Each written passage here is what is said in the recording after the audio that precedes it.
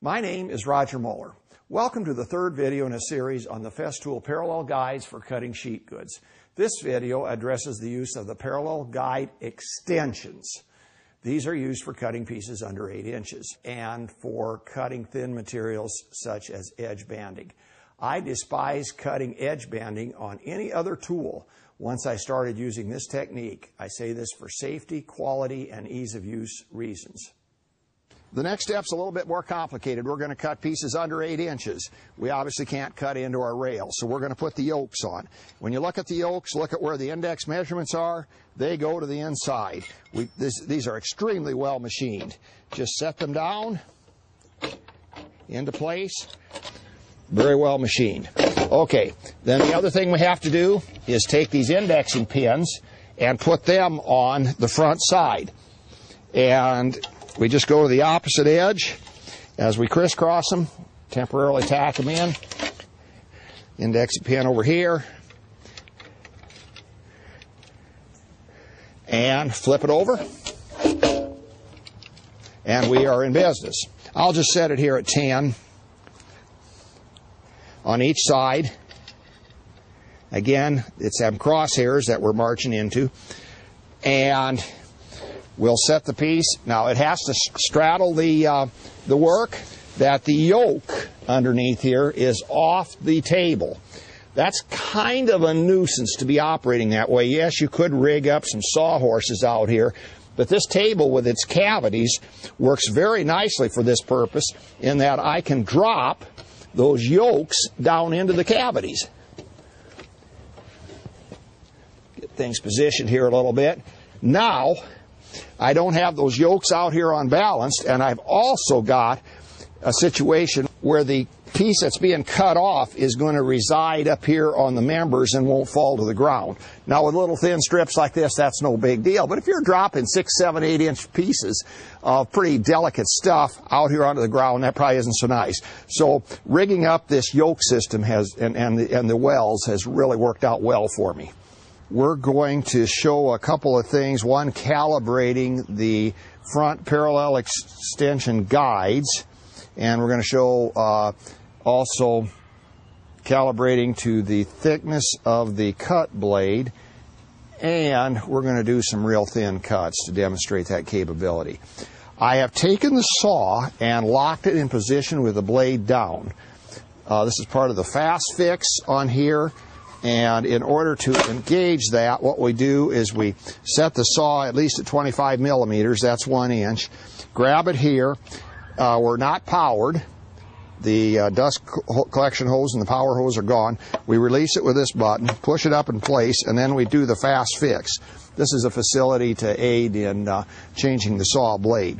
Okay, now with that blade down and the riving knife down, let's drop it into this particular well right here.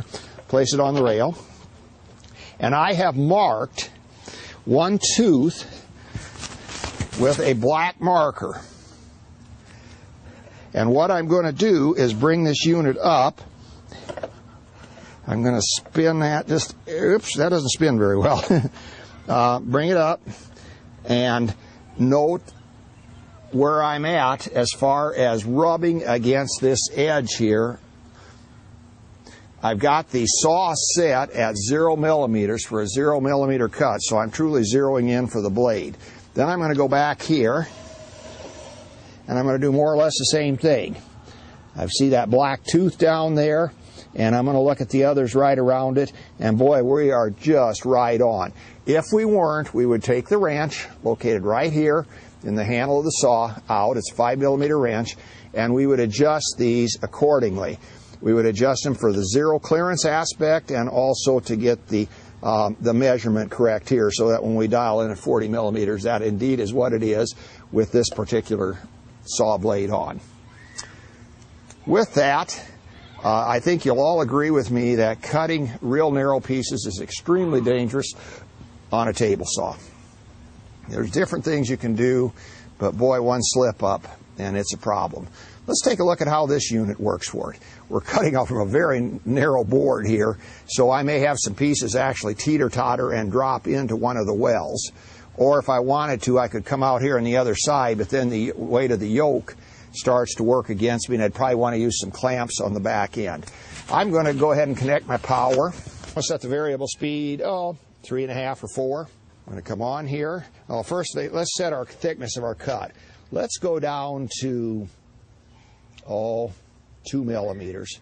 And I'm going to get my combination square. Yes, I think I'm happy with that side.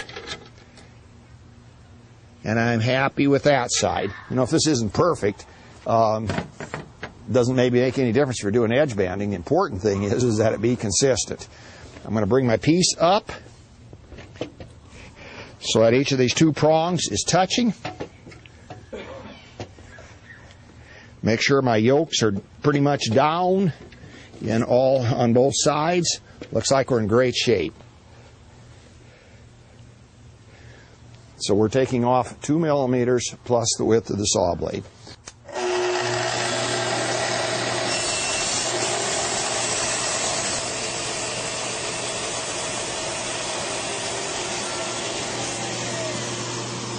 Okay, we've taken off one 2 millimeter piece.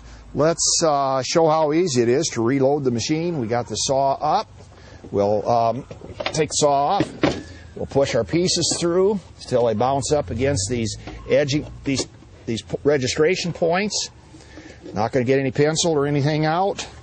Set the saw on and do it.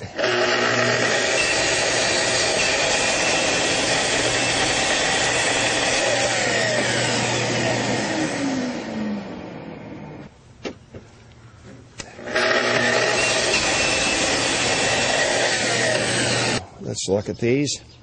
Look pretty even. Here's the first one we did. You may need to take some steps with some double stick tape and some things like that to assure that things don't slip once in a while. But for edge banding, that certainly is excellent.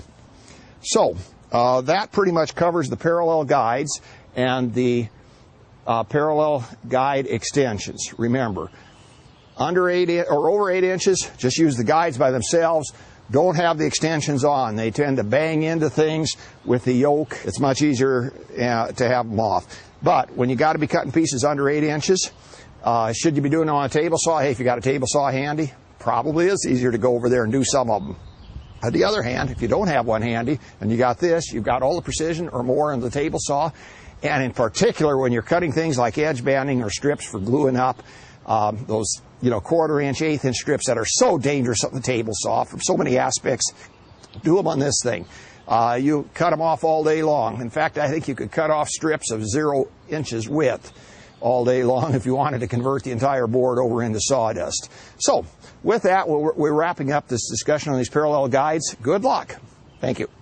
The last thing I want to address here is the thickness of the materials and how this works out. It doesn't really make any difference what kind of a surface you're on. 3/4 inch material, this works very, very well with the depth of the parallel guides. You get down to 5/8 and it's marginal. If you get down to 1/2, there's some problems in that you'll notice how the material needs to be supported here. The material being down there to 1/2 or 1/4 inch is going to set on the bottom, and the guides are going to set quite a ways up, and there's going to be a gap. I'll bring out a piece of 1/4 inch material and we'll talk about that from there. Here's an idea on how to handle it. Take yourself a scrap piece of plywood or sheet good or just some sticks and prop this thing up. There's one.